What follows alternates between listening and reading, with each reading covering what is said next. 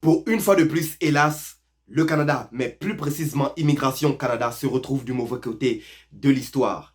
À travers les nombreux programmes qu'immigration ne cesse de mettre en place, ne se servirait-elle pas de ces programmes pour appâter des travailleurs, des étudiants innocents pour bâtir, elle, son économie au détriment de votre personne? Ne serait-ce pas le cas? Eh bien, s'il te plaît, reste jusqu'à la fin de la vidéo pour savoir de quoi il en est question dans cette vidéo, parce que tu verras encore une fois de plus une personne de la communauté afro se retrouve marginalisée après de nombreuses heures, après avoir laissé de la sueur, après avoir donné du sien, se retrouve encore une fois de plus marginalisée. Reste à la fin de la vidéo parce que j'aimerais vraiment entendre ton point de vue vis-à-vis de la situation actuelle. Hello! Bon retour avec ton gars Terence, l'afro-investisseur, avec une nouvelle vidéo pour la communauté afro. Les amis, si c'est votre première fois sur la chaîne, je ne peux que vous souhaiter la bienvenue. J'espère que vous trouverez les vidéos pour lesquelles vous avez accordé quelques minutes de votre précieux temps à ma chaîne à travers les nombreuses vidéos que nous avons postées par le passé. Et si vous avez des questions, s'il vous plaît, n'hésitez pas à les laisser dans l'espace des commentaires. Et avant d'aller un peu plus loin, je vais vous demander la chanson habituelle. Si vous aimez le contenu de la chaîne, n'oubliez pas d'appuyer sur le pouce. Ça aide l'algorithme. Et en plus, très important, abonnez-vous à la chaîne et activez la cloche de notification pour être toujours avisé. Après tout, ici, on partage des astuces, on partage les dernières infos vis-à-vis du Canada et aussi de l'investissement. Mais assez parlé de moi, rentrons dans le vif du sujet de cette vidéo. Après tout, c'est ce qui vous intéresse. Qu'en est-il une fois de plus? Pourquoi le Canada se retrouve du mauvais côté de l'histoire? Pour nombreux et nombreuses personnes d'entre vous, l'année 2020 est une année noire que vous aimeriez oublier. Mais personnellement, je pense que c'est une année qui mérite d'avoir sa place dans les annales de l'histoire et c'est une année qui mérite d'être étudiée par les générations futures afin d'éviter toutes les erreurs que nous avons commises en cette année 2020. Mais plus précisément, parce que nous, jusqu'à présent, continuons de subir les effets néfastes de cette année 2020. Quand est-ce que nous sortirons vraiment de la pandémie mondiale et reviendrons à un semblant de vie normale auquel nous avons été habitués par le passé? Une interrogation. En 2020, au pic de la pandémie mondiale, le système de santé du Canada s'est retrouvé débordé du jour au lendemain, engorgé. Le Canada n'était pas le seul pays. Aux quatre coins du monde, vous avez tous connu ou entendu que c'était la même situation. Ne parlons même plus des cas comme l'Inde, où à ciel ouvert, c'était des crématoires. Le Canada, qui est une puissance mondiale, se considère comme une puissance très avancée, se retrouve du jour au lendemain avec un système de santé engorgé. Mais de toi à moi, dès le départ, le Canada n'a pas l'un des meilleurs systèmes de santé. C'est peut-être un sujet pour une prochaine vidéo. Oui, c'est un sujet qui mériterait d'avoir sa propre vidéo. Mais bref, on va pas s'éloigner du vif du sujet de cette vidéo. Les amis, le système de santé s'est retrouvé débordé, engorgé, à gauche, à droite, dans toutes les provinces du Canada. Pour répondre à ce problème de manque de travailleurs dans le système de santé, ils sont tournés vers le gouvernement. Le gouvernement, lui, s'est retourné vers immigration. On sait tous à quel point il y a un nombre record de dossiers, et bien souvent de dossiers de personnes qualifiées qui s'engorgent, qui s'entassent sur les bureaux d'immigration Canada au moment où je fais cette vidéo. On le sait tous. Et ce n'est pas nouveau ça, n'est-ce pas? Eh bien, Immigration Canada est venu tout simplement avec une idée géniale. Personnellement, jusqu'à présent, je pense que c'est une idée géniale. Ils ont mis en place un nouveau programme qu'ils ont baptisé le programme Ange Gardien. Pour ceux et celles qui n'ont pas entendu parler de ce programme-là, c'est tout simplement un programme qui visait à octroyer le statut de résident permanent à toute personne qui allait se faire recruter à travers ce programme-là pour être en première ligne face à face de la pandémie mondiale dans le domaine de la santé. Ça veut dire que c'est des personnes qui devraient avoir les qualifications nécessaires pour travailler dans le domaine de la santé, être aux premières lignes. Tu vas me dire, attends Terence, est-ce qu'ils se servent genre des immigrants comme cobayes, comme animaux d'abattoir? Bref, soyons sérieux. C'est à toi de me le dire dans l'espace des commentaires s'il te plaît. Mais nous voici rendus en 2022, à quelques mois de l'année 2023. Ce programme-là a tourné au vinaigre parce que la situation de ces anges gardiens, c'est triste à dire. C'est triste à dire. Écoute, laisse-moi plonger dans le cas d'un frère haïtien qui aujourd'hui se voit sur le point de se faire expulser, retourner en Haïti. Pourquoi? Parce qu'il a été diagnostiqué d'une maladie. Et juste avant d'aller dans l'histoire de du frère, laisse-moi te dire ce que le gouvernement du Canada a dit. Il a envoyé une lettre là. Ils lui ont dit. Désolé si je ris, c'est parce que ça m'agace, ça m'agace. Écoute bien ce qu'ils ont dit. Le ministère canadien de l'immigration sympathise avec la famille d'un ange gardien qui s'est vu refuser la résidence permanente car son état de santé représente un fardeau excessif pour le système de santé canadien. Oh. Ces derniers mois, j'écoutais une vidéo de Philippe Simon. Désolé si j'ai mal prononcé le nom, Simon. C'est une personne que je respecte et que j'admire étant donné le travail qu'il fait pour notre communauté et où il parlait justement de l'importance de revenir vers notre continent. Je ne vais pas rentrer en détail dans les informations de sa vidéo, vous connaissez la chaîne, allez sur la chaîne. Et quand j'entends des histoires telles que celle-ci aujourd'hui, ça ne peut que me lever les poils, ça ne peut que m'hérisser le poil, quoi, comme on dirait. Ils avaient besoin de personnel. Aujourd'hui, ces mêmes personnes-là, après avoir fini d'utiliser ces personnes-là, ils les mettent de côté. Écoute bien l'histoire en question. En 2017, Hiverno, il a choisi de garder son nom de famille privé, étant donné qu'en Haïti, là-bas, la famille ne sait pas encore quelle est sa situation. On va respecter son côté privé, n'est-ce pas? Hiverno, il avait fait une demande d'asile en 2017.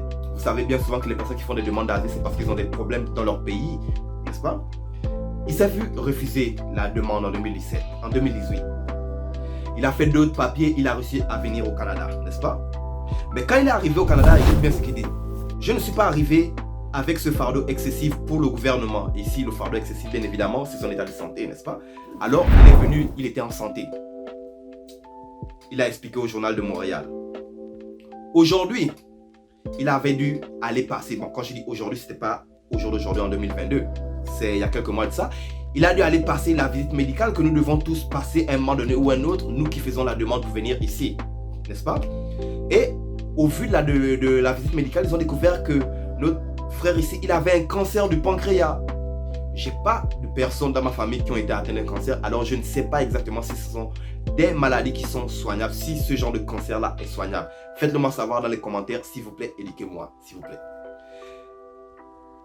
Il s'est vu détecter un cancer du pancréas, n'est-ce pas? Au lieu de mettre tout en place pour garder cette personne-là, étant donné le sacrifice qu'il a fait, parce que c'était une personne qui avait donné du sien à travers le programme d'Ange Gardien, au lieu de lui octroyer le statut de résident permanent, de faire tout pour qu'il reste, pour prendre soin de lui comme mode de remerciement, non, le gouvernement a décidé tout court de refuser sa demande pour lui et ses proches. Ils ont refusé. Fait qu'aujourd'hui, au moment où je te parle, il est supposé repartir en Haïti avec sa maladie. Et c'est en Haïti où ils vont devoir s'en occuper. Je suis jamais allé en Haïti là. Je suis jamais allé en Haïti. Alors s'il vous plaît, apprends avec tes pincettes. Si je viens de te dire que le Canada n'a pas l'un des meilleurs systèmes de santé au monde, qu'en est-il alors du cas d'Haïti? Écoute, l'homme de 42 ans a travaillé dans le système de santé depuis le début de la pandémie et était dès lors considéré comme un travailleur de la santé par l'État.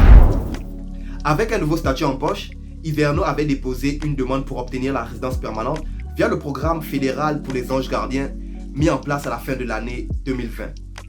Mais s'est vu refuser sa demande pour raison médicale au mois de mars de cette année. Il a placé la demande depuis 2020 et c'est aujourd'hui, en 2022, mars 2022, qu'il... Wouh! Wow!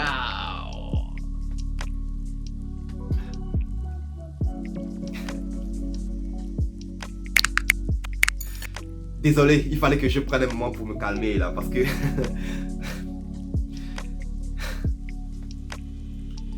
Fait que notre frère Hiverno a par la suite déposé une autre demande malgré le deuxième, troisième refus. Il a déposé une autre demande, mais cette fois-ci, pour considération humanitaire. Mais la demande, elle aussi, s'est vue refuser au mois de mai dernièrement. Et tu sais ce qu'il a dit, le ministre chargé de l'immigration? Parce que bien évidemment, des cas tels que ça ne passent pas inaperçus ici. C'est dans les journaux, première heure dans les informations TV le soir, c'est sur les réseaux sociaux. Alors, c'est sûr que ce genre d'informations, ce genre de nouvelles, il va les entendre. C'est ce qu'il a répondu. Nous comprenons que les décisions sur les cas d'immigration peuvent avoir un impact profond sur la vie des individus. Cependant, chaque cas est évalué selon ses mérites, de manière équitable et conformément aux lois du Canada, a fait savoir le ministre de l'immigration, Sean Fraser, dans une déclaration. Waouh! Je répète bien. Nous comprenons que les décisions sur les cas d'immigration peuvent avoir un impact profond sur la vie des individus. Vous avez demandé à un individu de travailler pour vous, soi-disant que vous allez le récompenser. Et aujourd'hui, vous avez trouvé une raison, soi-disant, qui était juste pour ne pas le récompenser à la juste valeur de son travail. Ce qui nous ramène d'une façon indirecte à ce qui s'est passé avec la communauté afro quand nous étions venus aider à travers l'histoire dans la guerre mondiale et tout ça. Les gars, comment ils nous ont remerciés. Nous sommes en 2022. Le Canada se dit être un pays ouvert. Voilà ce qui se passe. Voilà ce qui se passe. Mais attends. Regarde bien. Une personne qui a offert de sa personne, de sa sueur, pour notre santé à nous. Regarde bien ce qu'elle doit passer à travers, n'est-ce pas? Le cancer du pancréas a été diagnostiqué au Québec en 2018. Le suivi médical d'Hiverno, qui comprend notamment des injections mensuelles, franchit la limite des 24 000 $ par année, ainsi défini par le gouvernement comme fardeau excessif. Fait que parce qu'ils ne veulent pas avoir cette personne-là sur le système de santé, parce que pour eux 24 000 par année c'est trop cher pour une personne qui avait donné du sien alors que nous en avons le plus besoin en 2020, c'est trop, c'est excessif, on n'en veut plus. On n'en veut plus. S'il vous plaît, j'aimerais vraiment que vous me donniez votre point de vue. Est-ce que le Canada c'est vraiment l'Eldorado que vous tous souhaitez venir ici? Certains d'entre vous êtes prêts à risquer l'héritage de la famille pour venir, votre propre vie pour venir, votre santé pour venir, mais vous ne savez pas nécessairement tout ce que ça implique vivre en Occident. On fait miroiter la belle ville, mais vous ne savez pas exactement quelles sont les réalités que notre communauté afro doit subir ici. Et moi je vous parle en premier plan parce que je suis passé à travers des hauts et des bas et ce n'est pas fini. Je ne suis pas en train de vous dire ne venez pas, mais je veux que vous preniez conscience de ces histoires-là, de ces faits-là, pour mieux choisir. Est-ce que ça vaut vraiment la peine? Parce que, comme l'a mentionné Jean-Philippe Simon dans sa vidéo, Philippe Simon, désolé, nous avons beaucoup d'opportunités en Afrique. Est-ce que ça vaut toujours le cas de sacrifier autant pour venir en Occident, étant donné la façon dont ils continuent de nous traiter? Je ne saurais que vous dire. Mais j'aimerais vraiment entendre votre point de vue vis-à-vis de ça. Que ferez-vous à sa place? Vers qui vous tournerez-vous à sa place? Est-ce que vous repartirez au pays sans rien faire? Quelles seraient vos options? J'aimerais vraiment savoir. J'aimerais vraiment savoir. Ce qui m'amène à mon dernier point avant de finir cette vidéo. Les amis, apparemment notre situation médicale est une raison nécessaire, assez suffisante pour nous refuser l'obtention d'un permis, que ce soit pour permis d'études, travailleur ou visiteur. C'est assez. Alors, si vous avez des problèmes de santé, revoyez votre demande. Si vous avez comme projet de venir au Canada, mais vous avez des problèmes de santé, je pense qu'il serait mieux d'annuler. Je pense, personnellement je pense. Parce que c'est comme ça qu'ils traitent quelqu'un qui a donné du sien. Ouais, c'est 2022 hein. En tout cas, moi je vais vous laisser là-dessus. J'ai hâte d'écouter, de lire vos réactions face à face vis-à-vis de cette situation-là. Faites-le moi savoir dans l'espace en bas. Et si vous avez aimé le contenu, s'il vous plaît, poussez cette vidéo-là au max. Qui sait, peut-être que autant nous mettrons de voix à travers cette vidéo, autant nous pousserons la décision du gouvernement à changer vis-à-vis de notre frère. Parce qu'après tout, c'est un frère qui est en danger. Il a besoin de notre aide. Alors, s'il vous plaît, je vous demande en grand max, poussez cette vidéo en appuyant sur le bouton j'aime au max. Abonnez-vous à la chaîne et activez la cloche de notification. Je vais vous garder aux aguets, je vais vous garder à l'info de l'histoire. À la prochaine, toujours avec plus.